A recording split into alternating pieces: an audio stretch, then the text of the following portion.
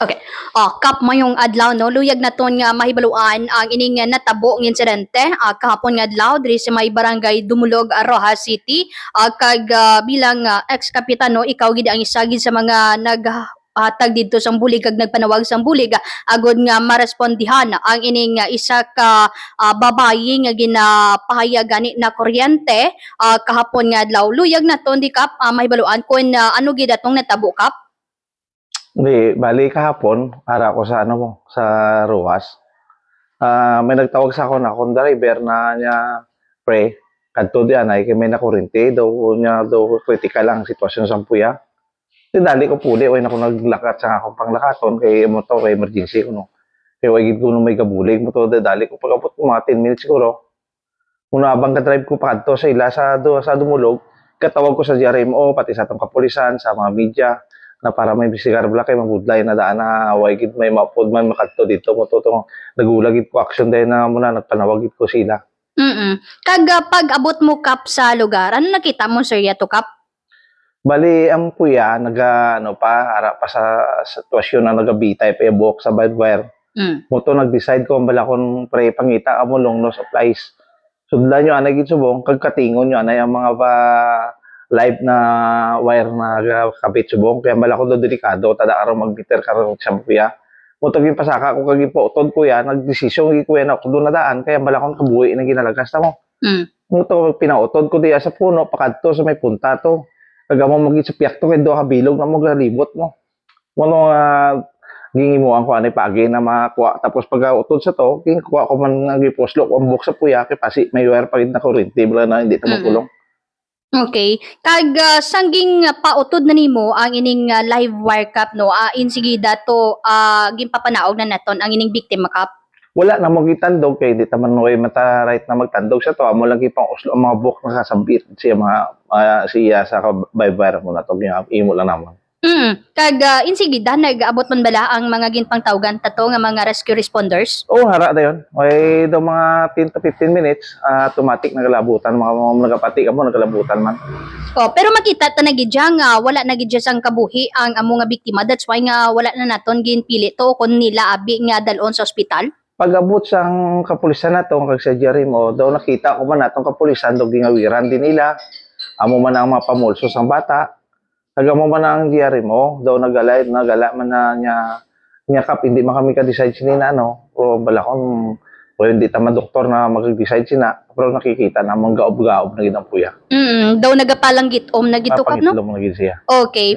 Isa pa diri kap kay bangod nga ti syempre ikaw residente man diri mismo madugay na sang barangay Dumulog no kag bilang ex-kapitan man kilala mo na diri mga pumuluyo kag ang mga nagakatabo diri sa imo nga barangay. Ano ni kap ang sa palibot dira? May live wire na gid man nga adaan dira bala na pahamtang? Hindi ang suno sa mga tao dito, dati pa daw mga siguro mga pila na kasinimana, maging butangan ina sang tiker nila da. Tapos ito na tayo sa isa lang dito gabi na nang nagala kung ganun nagligat na aba ko sa gabi ito kadto ko sa driver dra nag-inom-inom kami tagay-tagay siyempre daw gusto ko man paliwaliwa bala. Nakibot ko na bala kung sa isa sa ako po naging dala dito niya bawo naman may kasiga na daw. Ang pala sa akong driver niya ibutangan nila live boy aram bala kung di na pwede. Inabal sa akong driver pag niya oo nakala magani ko siya na hindi pwede kay damo kabataan kag may mga kabataan niya akong driver damo. Gampang da. Kag ano ka matuod nga madamo na sa mga kabataan nga na kuryente man gali dira? Oo, sunod ka sa kapon ko lang ganin nabatsagan ng mga istorya sa mga kabataan, pati apuya sa akong driver na daw na nag-grounded man sa dagaling kay siyempre daw ay man siya yan da mo na nagsululugit kag iba ng mga tao naglulugwa ng istorya. Amo ina ang balaan ko. Okay. Kag kahapon nakatubangay ka mo no sa sining driver to o kag sang sining caretaker. Kamusta tong inyo sining nga pag-istoryahanay? Suno sang ila to upod na caretaker o driver man siguro to ni Lato ginatindugan kisang isa to na way ko na may nagbutang naman butangan ko na inada ay pro sa ako niya pagkabalo sa susuno sa istorya sa mga tao dito sa piyak na pader na gimbutangan giniya kag ginabadlong na sa hindi pagbutangan kag ang isa sa nangasawa sa ako driver nagala pa kani kuno yan nagala pa siya na na magibutangan mo da na may mga kabataan kami hindi na pwede na mo imuon kay kalaway na mga diskrasya mo kabataan kagway kag nagkalala sa amon.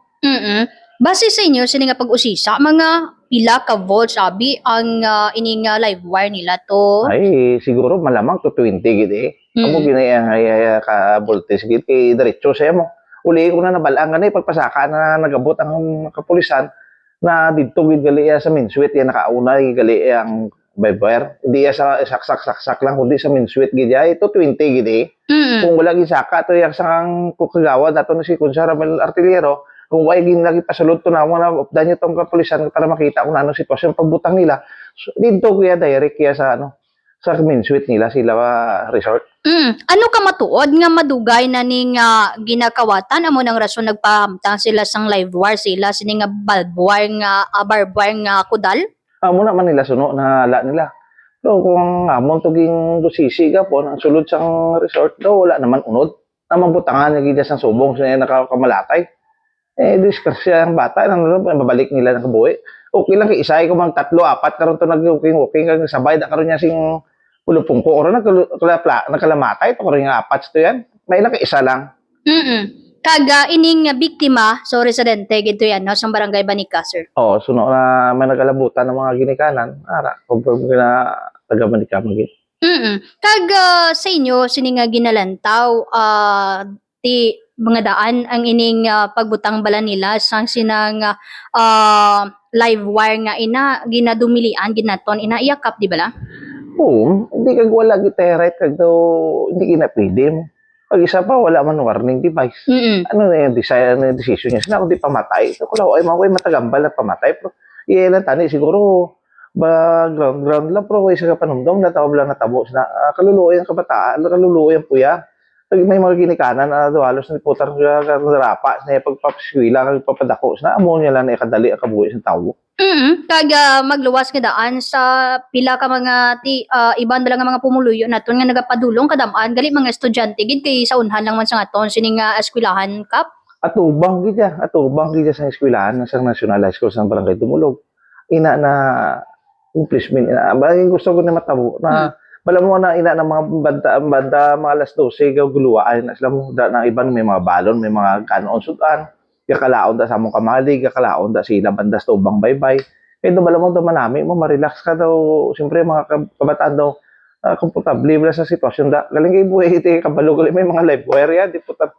Ay madiskrasya gilan sila daw gidi kabalo. Oh, ano lang. Kag ginapanginwala pa to nga wala suno diri sang supply sang kuryente kag hindi nang rason nga ti napatay kag na kuryente ng biktima kap. Ay hindi lang isa pati danda nagluluwa kanina mga bata na grounded nagalita ay linga wete way mga uli naglalatabo ni istorya mo. Kung ito natabo ang puya way anda lang na balaan nagsululugid sila siya ganin nagkukuryente man sila.